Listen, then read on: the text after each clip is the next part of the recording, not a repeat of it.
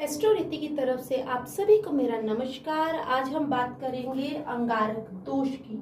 अंगारक दोष, जैसे कि कई एस्ट्रोलॉजर अंगारक दोष को दोष मानते हैं, पर मेरे एक्सपीरियंस से जितने लोगों की मैंने कुंडलियां देखी हुई हैं उस हिसाब से मैं कहूंगी कि ये दोष नहीं है, ये एक योग है। इसको योग मैं क्यों कहूंगी, इसके बारे में भी मैं आपके साथ डिस्कशन करूंगी। उसके पहले हम देख लेते हैं, ये हमारे पास कालपुरुष कुंडली है। और हम सबसे पहले जो आज का हमारी वीडियो है उसमें हम ये कवर करेंगे कि अंगारक योग क्या होता है, किन ग्रहों के मेल से ये अंगारक योग बनता है, ऐसे जातक जिनके अंगारक योग कुंडली में बनते हैं उनकी पर्सनालिटी कैसी होती है और किस किस भाव में अंगारक योग बनता है, तो उससे एक जातक की लाइफ में, उसके कर्मों पे, उसके काम पे, उसकी पर्सनालिटी पे क्या इम्पैक्ट आता है। तो जैसे कि हम सबसे पहले देखें अंगारक। अंगारक ये नाम से ही हम समझ सकते हैं। अंगारक इसका है अग्नि, अग्नि और वायु, इन दोनों को मिलाकर ये अंगारक योग बनता है। अब सबसे पहले हम देखें अग्नि। अग्नि हमारे किस ग्रह का तत्व है? ये है हमारे मंगल का। और वायु, वायु है हमारा जो है, ये वायु जो है हमारे, ये है हमारे राहु का। तो मंगल और राहु इन दोनों की युक्ति जिस भी भाव में बनती है उस भाव में हमारा अंगारक योग बनता है। अब अगर हम सबसे पहले देखें, सपोज हमने इस कालपुरुष कुंडली को से ही हम समझते हैं, अगर सपोज हमारा राहु यहाँ बैठा है, राहु की 3 दृष्टियां होती हैं। एक दृष्टि होती है पंचम, दूसरी होती है सप्तम और एक होती है नवम। ये 3 दृष्टियां राहु की होती हैं। तो अगर मंगल हमारी पंचम भाव में बैठ जाए, सप्तम भाव में बैठ जाए या नवम भाव में बैठ जाए, तब यहाँ पर अंगारक योग बनता है। या फिर कहीं किसी एक भाव में मंगल की और राहु की युक्ति बन जाए, तब ये अंगारक योग बनता है। जब अंगारक योग हम देखते हैं उसमें सबसे जो जरूरी चीज है, बहुत जरूरी चीज है, इन ग्रहों की डिग्री। जितना कम इन ग्रहों की डिग्री में डिफरेंस होगा, फर्क होगा, उतना ही स्ट्रॉन्ग अंगारक दोष बनेगा या अंगारक योग बनेगा। अगर हम देखें कि किन किन भाव में जब अंगारक योग बनता है तो ये सबसे ज्यादा बुरा माना जाता है। एक चतुर्थ भाव में, उसके अलावा नवम भाव में और एक 12वें भाव में। ये 3 भाव जो हैं, 4th, 9th और 12th, इन भाव में अगर ये योग बनता है तो इसके जो इम्पैक्ट है वो बहुत ज्यादा अच्छे नहीं माने जाते हैं।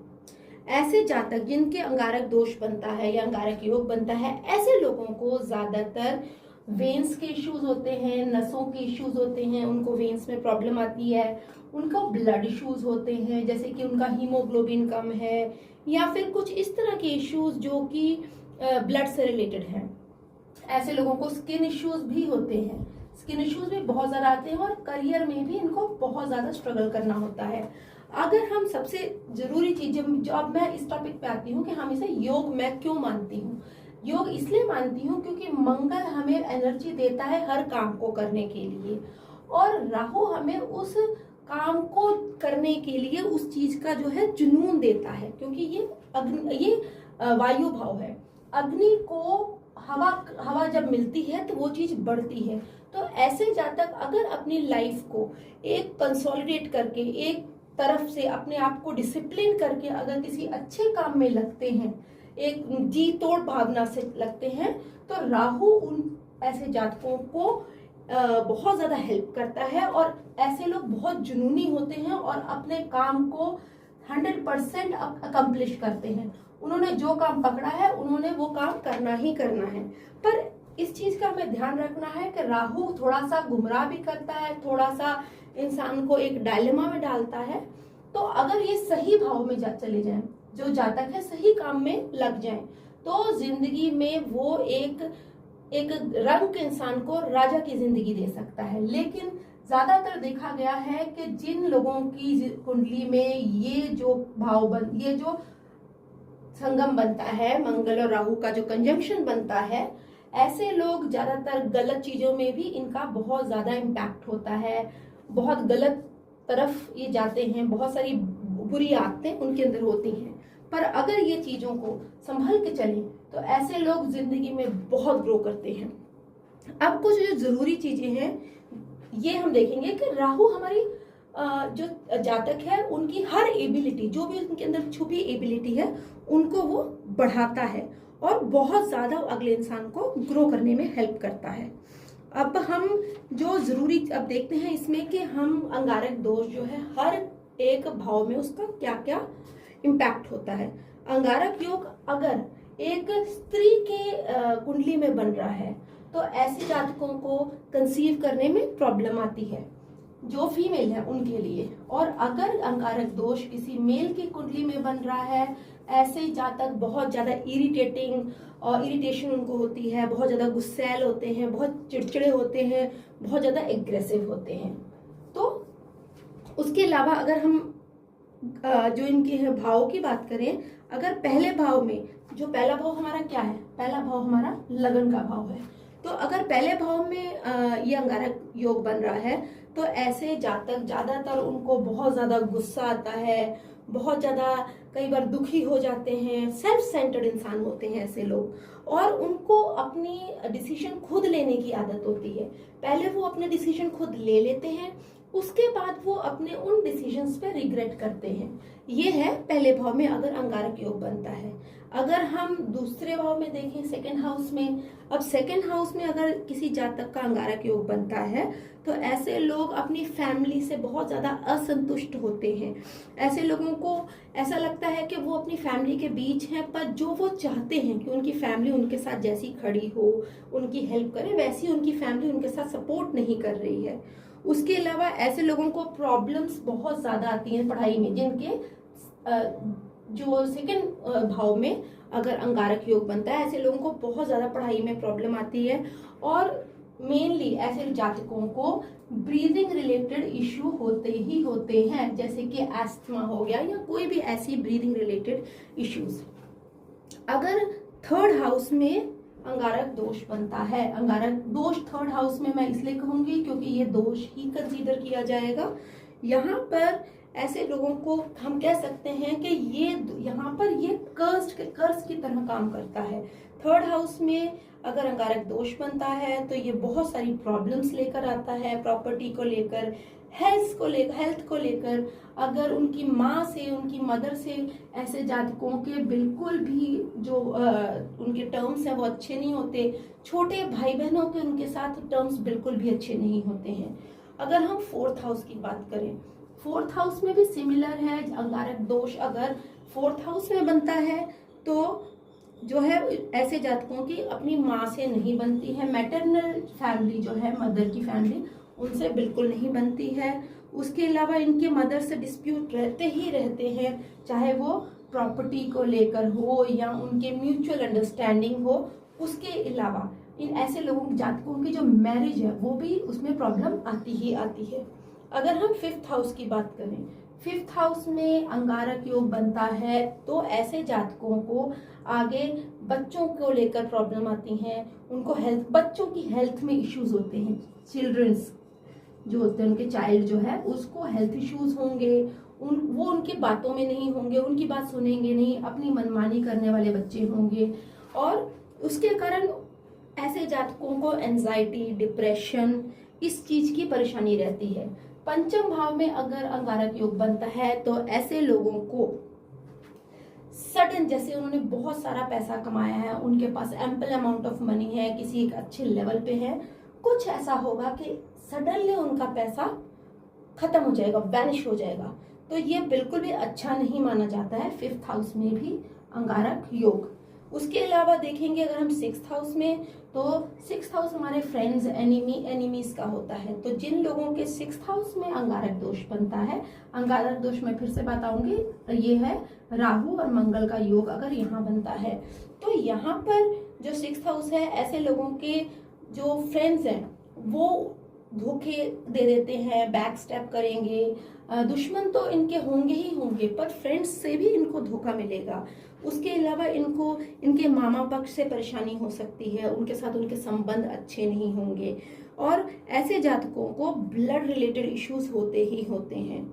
और इसके अलावा जैसे कि उनकी कोई ऐसी बीमारी, हिडन बीमारी, कि जैसे कोई ऐसी ब्लड रिलेटेड इशू है उनको कि काफी डायग्नोज करा रहे हैं, बहुत सारा टेस्ट करा रहे हैं, पर वो नहीं आ रही है, और जब वो चीज बढ़ जाती है उसके बाद उनको पता चलता है कि मुझे ये सो एंड सो बीमारी है, तो 6th हाउस में ये बहुत ही डेंजरस कहलाता है एज रिस्पेक्ट टू हेल्थ। अगर हम 7th हाउस की बात करें, 7th हाउस में अगर किसी का अंगारक दोष है तो ऐसे जातकों को बिजनेस में लॉस देता है, बिजनेस में उनको काफी लॉस मिलेगा। उनकी जो हस्बैंड वाइफ के रिलेशन है, कपल, उनके आपस के जो हस्बैंड वाइफ के टर्म्स हैं वो बहुत ज्यादा खराब करेगा, बहुत ज्यादा परेशानी उनके टर्म्स में, इतना तक कि डिवोर्स तक बात आ सकती है। अगर 8th हाउस में अंगारक योग बनता है तो ऐसे जातकों को पेट से रिलेटेड इश्यूज होते हैं। और उसके अलावा 8th हाउस में अगर किसी का अंगारक योग बनता है तो ऐसे जातकों की कलेश तो अपने स्पाउस से रहता ही रहता है। उसके अलावा जो इनके स्पाउस है उनकी एज बहुत अच्छी नहीं होती है, ऐसा माना जाता है, ऐसा लाल किताब में कहा गया है कि ऐसे जो जातक हैं उनके जो स्पाउस हैं उनकी एज बहुत लंबी नहीं होती है, एक मिडिल एज होती है, एक ठीक ठाक सी एज होती है, बहुत लॉन्ग लाइफ उनकी नहीं होती है, उनके साथ वो बहुत लंबे तक उनकी लाइफ नहीं चलती है। उसके अलावा अगर हम देखें 10th हाउस में, 10th हाउस में अगर हम देखते हैं अंगारक योग अगर हमारा 10th हाउस में बनता है तो ये हमारे फादर, मदर, भाई बहन, इनको ये कष्ट देता है। इन लोगों को हमारे फादर, मदर या फिर ब्रदर, इनको जो है वो कष्ट देता है, फैमिली, उनकी हेल्थ से, किसी भी चीज में उनको परेशानियां होती रहेंगी। उसके अलावा ऐसे जातक जिनके 10वें भाव में राहु और मंगल का कॉम्बिनेशन बन रहा है उनको बहुत सारी बदनामी और बहुत सारी परेशानियां, बिजनेस में प्रॉब्लम झेलनी पड़ती है। अगर हम 11th हाउस की बात करें तो 11th हाउस जो है में अगर अंगारक योग बनता है तो इंसान के पास बहुत कुछ होगा, उसके पास घर होगा, उसके पास गाड़ियां होंगी, उसके पास पैसा होगा, एक अच्छी सुखी परिवार होगा, पर फिर भी ऐसे जातकों की जिंदगी में एक अनस्टेबिलिटी रहती है, एक कमी होती है। ऐसे जातकों को लगता है मेरे पास सब होने के बाद भी मैं कम हूँ, वो अपनी लाइफ को दूसरों के साथ कंपेयर करते हैं और अपने आप को कम फील करते हैं। और ऐसे लोगों के बच्चों में भी एंगर इश्यूज होते हैं, जो उनके बच्चे हैं उनमें भी एंगर इश्यूज होते ही होते हैं। अगर हम 12वें भाव की बात करें, अगर 12वें भाव में जिस जातक के कोई अंगारक दोष बनता है तो ऐसे लोगों को बोन्स रिलेटेड इश्यूज हो सकते हैं, ऐसे लोगों को जो है सांस की कोई परेशानी हो सकती है, ब्रीद की इश्यूज हो सकते हैं। उसके अलावा अगर हम देखें तो मेंटली बहुत ज़्यादा इनको टेंशन होती है, जो कि इनको स्ट्रेस और डिप्रेशन की तरफ भी लेके जा सकती है। तो ऐसे जातकों के लिए ये मैं सजेशन दूंगी कि अगर किसी व्यक्ति के जिंदगी में अंगारक योग बन रहा है तो कोशिश करें कि एक एम्पल अमाउंट ऑफ मनी कभी इन्वेस्ट ना करें, इन्वेस्टमेंट से बचें। कोई अगर उनसे इन्वेस्टमेंट की बात कर रहा है या कोई पार्टनरशिप करने की कोशिश कर रहा है तो पार्टनरशिप को अवॉइड करें।